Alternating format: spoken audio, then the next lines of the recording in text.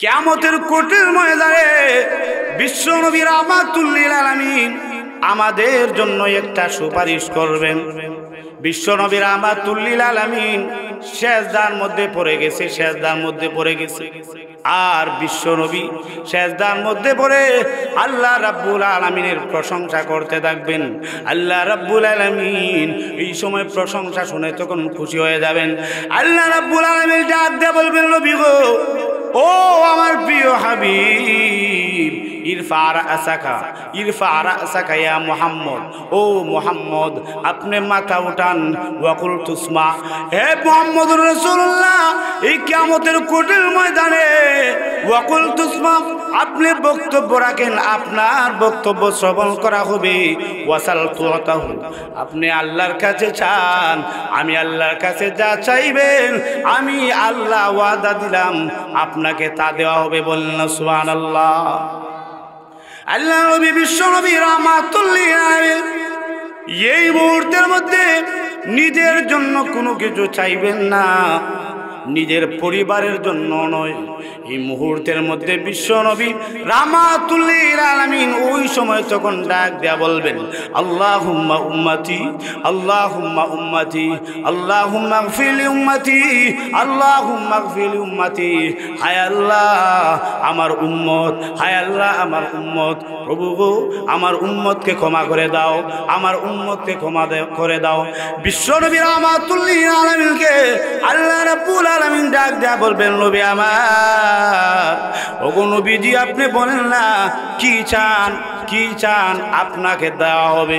ওই সময় বিশ্বনবী রাহমাতুল লিল আলামিন ডাক দেয়া বলবেন, প্রভু আমাকে জাহান্নামের মধ্যে যাওয়ার অনুমতি দিন, জাহান্নামের মধ্যে গিয়ে যেন আমার এই গুনাহগার উম্মতদেরকে আমি এই জাহান্নাম থেকে মুক্তি দিয়ে জান্নাতের মধ্যে পৌঁছায় দিতে পারি। এমনি আল্লাহ রাব্বুল আলামিন ডাক দিয়া বলবেন, নবী গো, ও আমার পয়গম্বর আপনি জাহান্নামের মধ্যে যান, জাহান্নামের মধ্যে গিয়ে ওই সমস্ত গুনাহগার বান্দাদেরকে আপনি জাহান্নাম থেকে উদ্ধার করে আনেন, যাদের অন্তরের মধ্যে নাকি সরিষার দানা সমপরিমাণ ঈমান নিহিত রয়েছে। ওই সমস্ত উম্মতদেরকে জাহান্নাম থেকে বের করে জান্নাতের মধ্যে নিয়ে দেন। ভাইরা আমার, আল্লাহ রাব্বুল আলামিন আমাদেরকে সৃষ্টি করেছেন আল্লাহর ইবাদতের জন্য, ঠিক কি না? আল্লাহ আমাদেরকে আল্লাহর ইবাদতের জন্য সৃষ্টি করেছেন। আল্লাহর একটা উদ্দেশ্য আছে, আমরা সবাই মিলে যদি আল্লাহর ইবাদত করি তাহলে আল্লাহর দাম বাড়বে না। আবার সবাই মিলে যদি আল্লাহর ইবাদত ছেড়ে দেই তাহলে আল্লাহর দাম কমবে না, ঠিক কি না?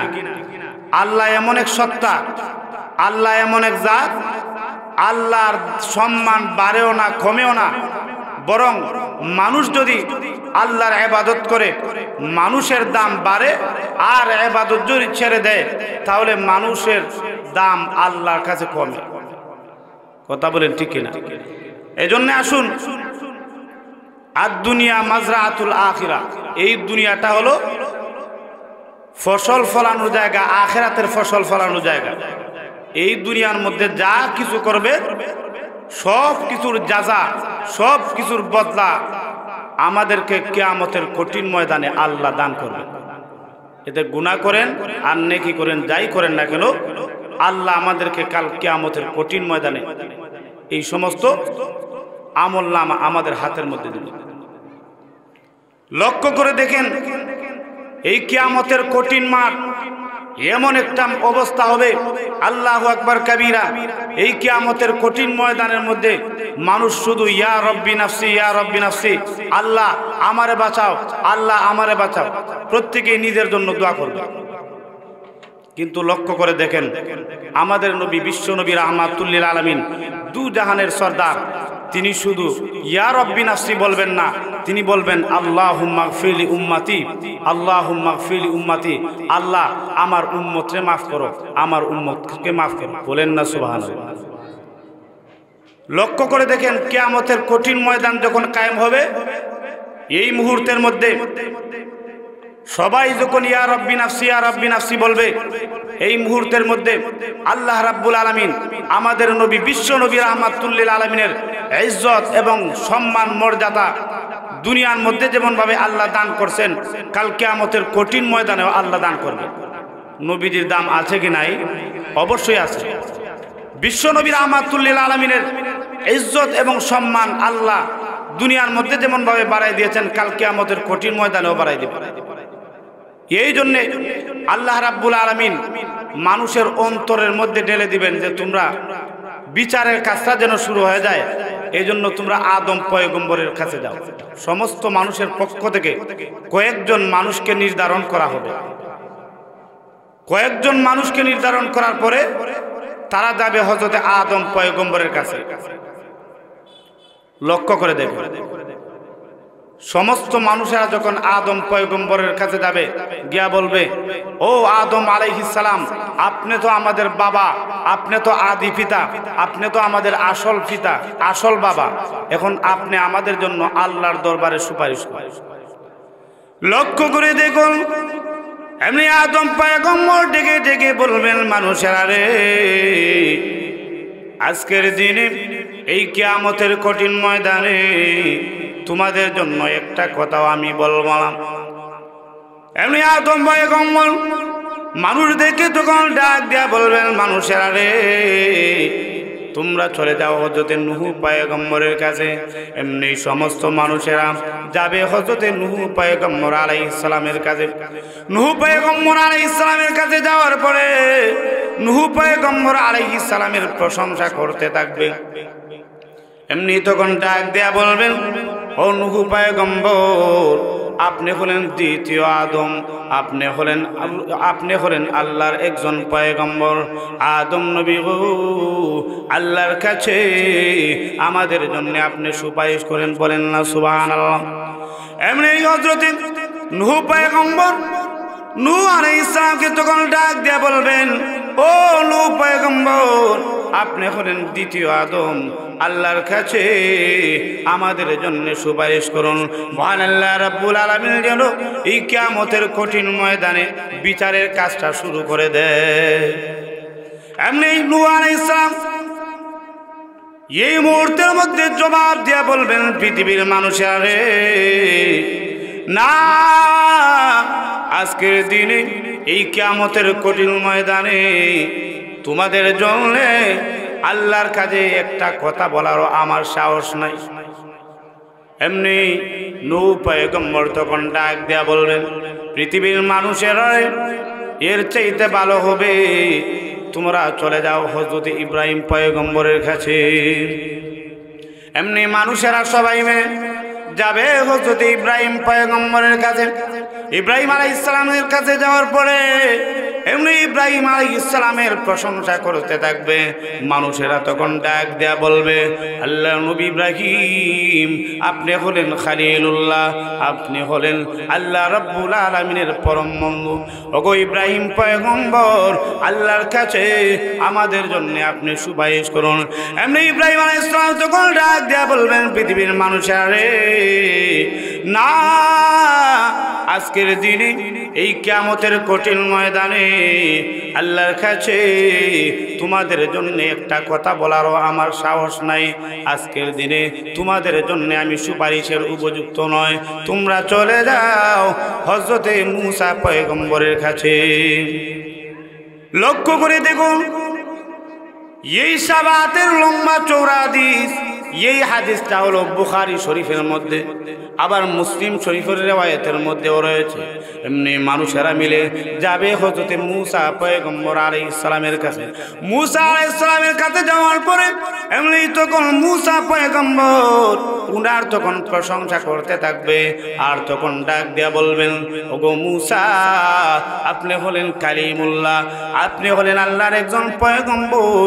ওগো আল্লাহর পয়গম্বর, আল্লাহর কাছে আমাদের জন্য সুপারিশ করুন।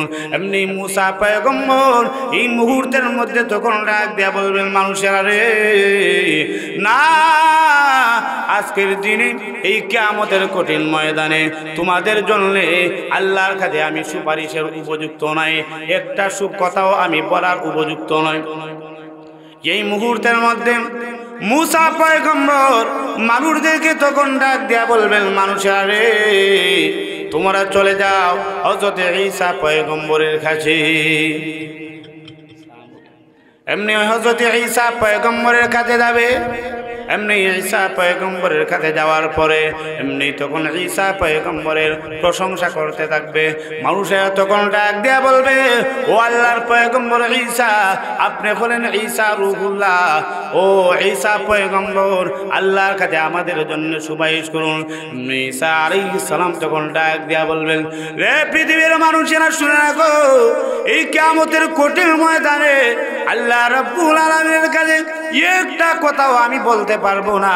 আজকের দিনে তোমাদের জন্য সুপারিশের উপযুক্ত আমি নই, বরং আজকের দিনের এই কিয়ামতের কঠিন ময়দানে যিনি সুপারিশ করবেন তিনি হলেন বিশ্ব পয়গম্বর মুহাম্মদুর রাসূলুল্লাহ। আর একটু জোরে বলেন না সুবহানাল্লাহ। বাইরে আবার লক্ষ্য করে দেখুন, এমনি এই মানুষগুলি তখন বিশ্ব নবী রাহমাতুল লিল আলামিনের দরবারে যাবে। বিশ্ব নবী রাহমাতুল লিল আলামিনের দরবারে যাওয়ার পরে এমনি বিশ্ব নবী রাহমাতুল লিল আলামিনকে তখন ডেকে ডেকে বলবে, ওগো পয়গম্বর, ও আখিরি জামানার পয়গম্বর, বিশ্ব নবীর প্রশংসা করতে থাকবে। ও আখিরি জামানার পয়গম্বর, ও মুহাম্মদুর রাসূলুল্লাহ, আপনি হলেন আজকের দিনের সুপারিশের উপযুক্ত। আল্লাহর কাছে আমাদের জন্য আপনি সুপারিশ করুন, বলেন না সুবহানাল্লাহ। এমনি আল্লাহর নবী বিশ্ব নবী রাহমাতুল লিল আলামিন মাথা নেড়ে নেড়ে তখন ডাক দেয়া বলবেন, ও পৃথিবীর মানুষেরা তোমরা শুনে রাখো, আজকের দিনে এই কিয়ামতের কঠিন ময়দানে মহান আল্লাহ রাব্বুল আলামিনের কাছে আমি এই মুহূর্তের মধ্যে সুপারিশ করব, বলেন না সুবহানাল্লাহ। এমনি বিশ্ব নবী রাহমাতুল লিল আলামিন সেজদার মধ্যে পড়ে যাবেন। সেজদার মধ্যে পড়ে গিয়ে বিশ্ব নবী রাহমাতুল লিল আলামিন আল্লাহর তখন প্রশংসা করতে থাকবেন, প্রশংসা করতে থাকবেন। এমন প্রশংসা করবেন, হাদিস শরীফের মধ্যে উল্লেখ করা হয়েছে, কিয়ামত পর্যন্ত যত মানুষ আসবে, পৃথিবী সৃষ্টির শুরু থেকে নিয়ে কিয়ামত পর্যন্ত যত মানুষ আসবে, সবগুলি মানুষের সমস্ত প্রশংসা যদি এক জায়গায় রেখে দেওয়া হয়, আর আমার নবী বিশ্ব নবী রাহমাতুল লিল আলামিনের এই কিয়ামতের কঠিন ময়দানের এক মুহূর্তের প্রশংসা যদি এক পাল্লায় রেখে দেওয়া হয়, তাহলে বিশ্ব নবীর এই প্রশংসার পাল্লাটা ভারী হয়ে যাবে। সাহাবীরা ডাক দিয়া বললেন, ইয়া রাসূলুল্লাহ, ইয়া হাবিবাল্লাহ, ওগো নবীজি, বলেন না এই কিয়ামতের কঠিন ময়দানে আপনি কোন বাক্য দ্বারা প্রশংসা করবেন?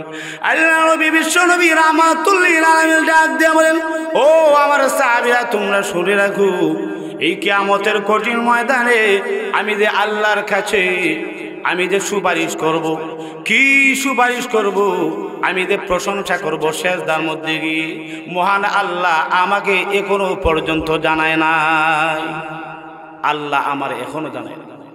বাইরে আমার লক্ষ্য করে দেখুন, বিশ্ব নবী রাহমাতুল লিল আলামিন তাম পৃথিবীর সমস্ত উম্মতের জন্য একটা প্রশংসা, একটা সুপারিশ করবেন, যে শাফাআতকে বলা হয় শাফাআতে কুবরা।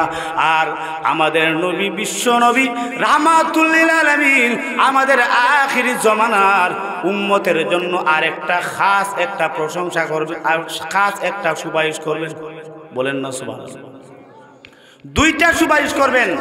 প্রথম সুপারিশ করবেন তাম পৃথিবীর সমস্ত উম্মতের জন্য, অর্থাৎ আমাদের উম্মত, মুসা পয়গম্বরের উম্মত, অর্থাৎ সমস্ত নবীগণের উম্মতের জন্য আল্লাহ রাব্বুল আলামিনের কাছে বিচারের জন্য সুপারিশ করবেন।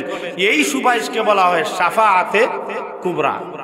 আর আরেকটা সুপারিশ করবেন বিশ্ব নবী রাহমাতুল লিল আলামিন শুধু আমাদের জন্য খাস। ওইটাম নেই। লক্ষ্য করে দেখুন, কিয়ামতের কঠিন ময়দানে বিশ্ব নবী রাহমাতুল লিল আলামিন আমাদের জন্য একটা সুপারিশ করবেন। বিশ্বনবী রাহমাতুল লিল আলামিন সেজদার মধ্যে পড়ে গেছে, সেজদার মধ্যে পড়ে গেছে। আর বিশ্বনবী সেজদার মধ্যে পড়ে আল্লাহ রাব্বুল আলামিনের প্রশংসা করতে থাকবেন। আল্লাহ রাব্বুল আলামিন এই সময় প্রশংসা শুনে তখন খুশি হয়ে যাবেন। আল্লাহ রাব্বুল আলামিন ডাক দিয়ে বলবেন, নবী গো, ও আমার প্রিয় হাবিব, ইরফা রাসাকা ইয়া মুহাম্মদ, ও মুহাম্মদ আপনি মাথা উঠান। ওয়াকুল তুসমা, হে মুহাম্মদুর রাসূলুল্লাহ, এই কিয়ামতের কঠিন ময়দানে ওয়াকুল তুসমা আপনি বক্তব্য রাখেন, আপনার বক্তব্য শ্রবণ করা হবে। ওয়াসাল তুতাহু, আপনি আল্লাহর কাছে চান, আমি আল্লাহর কাছে যা চাইবেন আমি আল্লাহ ওয়াদা দিলাম আপনাকে তা দেওয়া হবে। বললেন সুবহানাল্লাহ।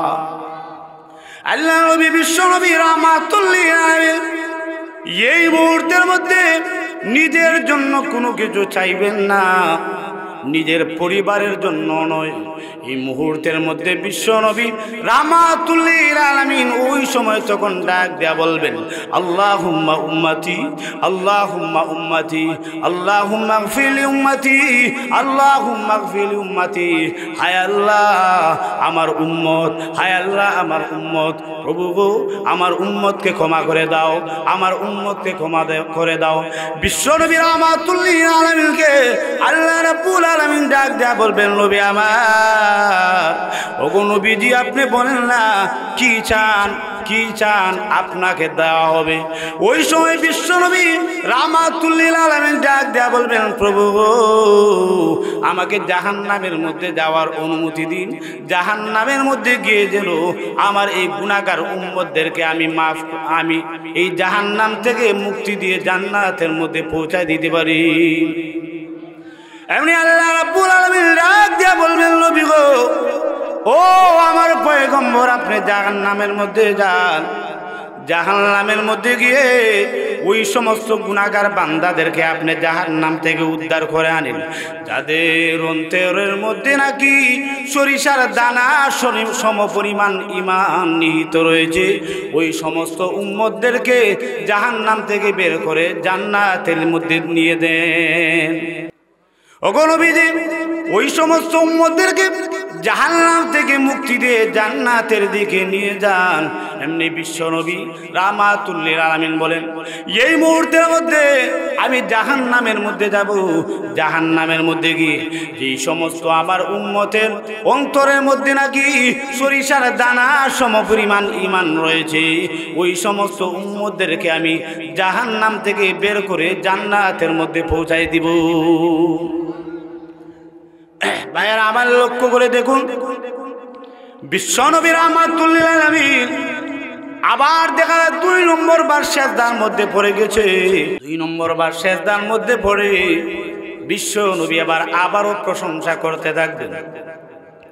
আল্লাহ রাব্বুল আলামিন বিশ্বনবী রাহমাতুল লিল আলামিনকে তখন ডাক দিয়ে বলবেন, নবী আমার, ওগো নবীজি ইরফা রাসাকা ইয়া মুহাম্মদ, ও মুহাম্মদ আপনি মাথা উঠান। ওয়াকুল তুসমা, আপনি কিয়ামতের কঠিন ময়দানে আপনি বক্তব্য রাখেন। ওয়াসাল তুতাহু, ওয়াকুল তুসমা আপনার বক্তব্য শ্রবণ করা হবে। ওয়াসাল তুতাহু, আপনি আমি আল্লাহর কাছে চান, আমি আল্লাহর কাছে যা চাইবেন আমি আল্লাহ আপনাকে দান করব। আর একটু জোরে বলেন না সুবহানাল্লাহ। এমনি বিশ্বনবী রাহমাতুল লিল আলামিন এই কিয়ামতের কঠিন ময়দানে আল্লাহ রাব্বুল আলামিনকে তখন ডাক দেয়া বলবেন, আল্লাহুম্মা গফির লি উম্মতি, আল্লাহুম্মা গফির লি উম্মতি, আল্লাহুম্মা উম্মতি, আল্লাহুম্মা উম্মতি। আল্লাহ আমার উম্মত, আমার উম্মত, আমার উম্মতকে ক্ষমা করে দেন, আমার উম্মতকে ক্ষমা করে দেন।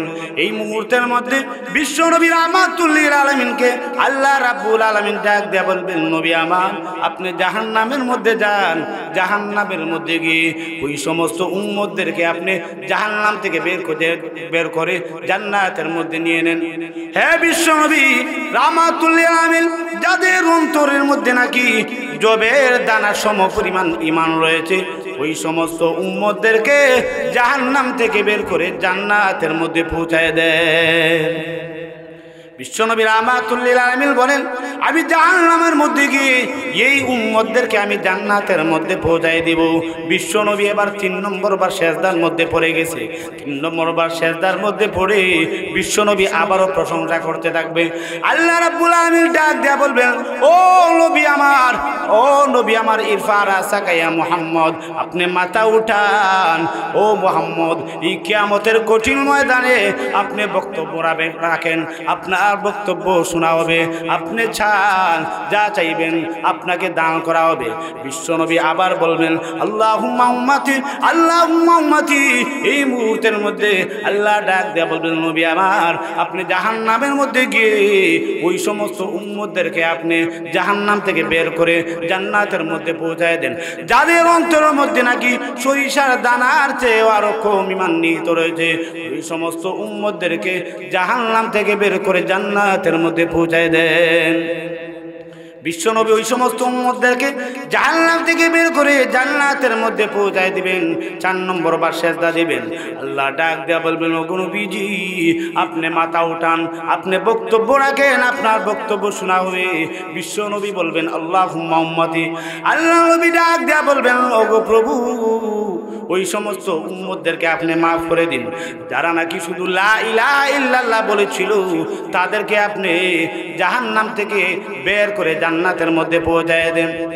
আল্লাহ রাব্বুল আলামিন ডাক দিয়ে বলবেন, ও নবী আমার, ও বিশ্ব নবী রাহমাতুল লিল আলামিন, আমি আল্লাহর ইজ্জতের কসম, আমি আল্লাহর বরত্বের কসম, ও বিশ্ব নবী, এই সমস্ত উম্মতদেরকে আমি আল্লাহ নিজে জাহান্নামের মধ্যে গিয়ে আমি আল্লাহ তাদেরকে জাহান্নাম থেকে বের করে জান্নাতের মধ্যে পৌঁছায় দিব। আল্লাহ নিজে জাহান্নামের মধ্যে গিয়ে কুদরতিভাবে এইভাবে হাত ফেলে দিবেন, এরপরে কুদরতি হাতের মধ্যে যারা উঠবে আল্লাহ রাব্বুল আলামিন, অর্থাৎ যারা কালেমা পড়েছিল তাদেরকে জান্নাতের মধ্যে পৌঁছায় দিবেন। ভাইরা আমার মুহতরম মেহমান উপস্থিত, আমি আমার আয়াতের তর্জমা বলবো, তর্জমা বলার পরে ইনশাআল্লাহ 2-3 মিনিটের ভিতরে আমি শেষ করব। লক্ষ্য করে দেখেন কিয়ামতের এই কঠিন ময়দান কত ভয়াবহ হবে। কিন্তু পক্ষান্তরে যারা বেঈমান কাফের, যারা নাস্তিক মুরতাদ, এদের কেমন অবস্থা হবে। কিন্তু যাদের অন্তরের মধ্যে শুধু লা ইলাহা ইল্লাল্লাহ আছে, ঈমান আছে, তারা একবার না একবার কোনো সময় তারা মুক্তি পাবে। কথা বলেন ঠিক কিনা? কিন্তু যারা নাস্তিক বেঈমান, যারা মুজরিম, যারা পাপিষ্ঠ, তাদের কেমন অবস্থা হবে আমার আয়াতের মধ্যে আল্লাহ রাব্বুল আলামিন বলেন, ওয়াবুদিআল কিতাবু ফাতারাল মুজরিমিন মুশফিকিনা মিম্মা ফীহি। আল্লাহ রাব্বুল আলামিন বলেন, কিয়ামতের কঠিন ময়দানে মুজরিমিন গুনাহগারদের সামনে যখন তাদের আমলনামাটা পেশ করা হবে, তারা তখন তাদের অন্তর তখন বয়ে কেঁপে উঠবে। তারা তখন ডাক দেয়া বলবে, ওয়ায়াকুলুন, তারা তখন ডাক দেয়া বলবে, ইয়া ওয়াইলাতানা, হায় আফসোস, এ কেমন আমলনামা, মারি আদাল কিতাব, এ কেমন আমলনামা আমার সামনে রেখে দেওয়া হয়েছে। লা ইউগাদিরু সগীরাতাও ওয়ালা কাবীরাতান ইল্লা আহসাহা, লা ইউগাদিরু সগীরাতাও ওয়ালা কাবীরাতান, এ কেমন আমলনামা আমার সামনে রেখে দেওয়া হয়েছে। এই আমলনামার মধ্যে দেখা যায় ছোট বড় কোনো পাপই দেখা যায় ছাড়লো না। আমি যখন ছোট গুনাহ করেছিলাম, দুনিয়ার কোনো মানুষ দেখে নাই, ওই গুনাহটা পর্যন্ত দেখা যায় লিপিবদ্ধ আছে, ওই গুনাহটা পর্যন্ত আমার আমলনামার মধ্যে আছে। ছোট বড় কোনো গুনাহ দেখা যায় ছাড়লো না। মালি হাযাল কিতাব, এ কেমন আমলনামা। আল্লাহ রাব্বুল আলামিন বলেন, ওই সময় গুনাহগারদেরকে যখন তাদের আমলনামা যখন বাম হাতের মধ্যে দেওয়া হবে, ওই সময় তখন ডাক দেয়া বলবে, আম্মা মান উতিয়া কিতাবাহু বিশিমালিহি ফায়াকুল ইয়া লাইতানি লাম উতা কিতাবিয়া ওয়া লাম আদরি মা হিসাবিয়া। ওই সময় তখন ডাক দেয়া বলবে, হায় আফসোস, এ কেমন আমলনামা দেওয়া হবে, এই কেমন আমলনামা দেওয়া হলো। এই আমলনামাটা যদি আমাকে না দেওয়া হতো, এই আমলনামাটা যদি আমি না জানতাম, আমার হিসাব যদি আমি না জানতাম, আমি যে মরেছিলাম, মৃত্যুবরণ করেছিলাম, ইয়া লাইতাহা কানাতিল কাদিয়া, মৃত্যুরাই যদি আমার শেষ হয়ে যাইত।